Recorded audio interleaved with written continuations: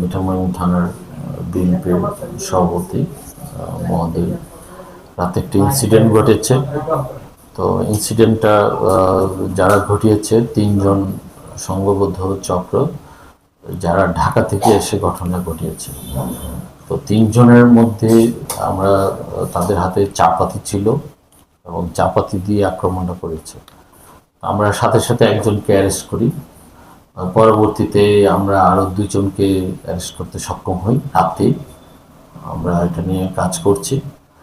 তো ওই পরবর্তী যে দুইজন এদেরকেও আমরা একটু কোরিলেট করছি যে ওই দুইজনও এই এলাকার নয়, আরও অনেক অনেক দূরের। তো আমরা এই মোটামুটি ধরে তিনজনকেই অ্যারেস্ট করে ফেলেছে, আমরা এটা বলতে পারি। আর খুবই আনওয়েলকাম যে তিনি হসপিটাল আসার পর চিকিৎসা তাকে ব্রড ডেড ঘোষণা করেছে। আমরা একটি চাপাতি আমরা উদ্ধার করতে পারছি, যে চাপাতিটা দিয়ে পোয়াইছে এটার সাথে সাথেই আমরা উদ্ধার করতে পেরেছি চাপাতিটা। আর এদের যারা এই ক্রিমিনাল ওয়ার্কটা করেছে তাদের ব্যাকগ্রাউন্ড পিছনে এটা আমরা তথ্য নিচ্ছি। এটা কোনো অপরাধের পূর্বে কী কী অপরাধে জড়িত আছে এটা আমরা খুব শীঘ্রই জানতে পারবো। সবই তো চাওয়া হবে, স্বাভাবিক প্রসেস চলতেছে, এখনো মামলাটাই হয়নি, আমরা প্রসেসে আছে বাকিগুলো সবই। প্রাথমিক জিজ্ঞাসাবাদে সে বলছে তারা ভাড়াটিয়া খুনি এলাকার না, এতটুকু বলেছে। এখন যেটা হচ্ছে যে মানে এই জায়গাটা নিয়ে আমরা কাজ করছি যে কারা হায়ার করলো এবং কেন করলো, এটা আমাদের কাজের বিষয়।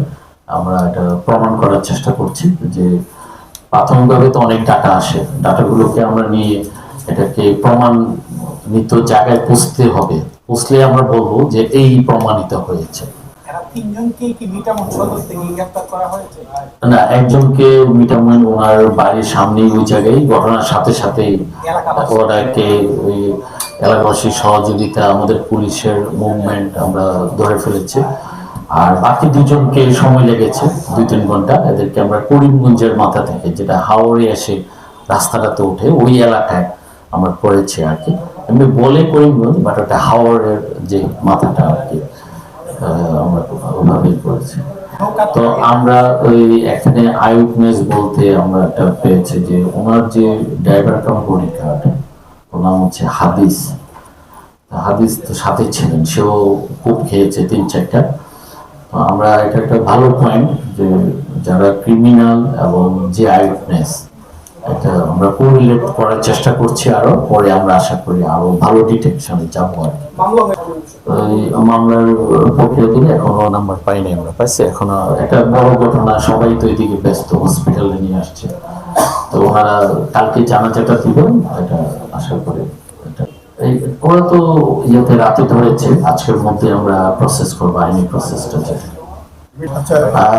টেকনিক্যাল জিনিস রাতের বেলা আমরা রাখি নাই, যত একটা মত সৃষ্টি হতে পারে। আমরা লোকজনকে বুঝাইছি যে আমরা যদি আসামি ধরে ফেলছি, সো আমাদের কাজ আমরা করে ফেলছি, এখন বাকিটা আমরা মোটিভ বের করবো বা আমরা জিনিস বের করার চেষ্টা করবো।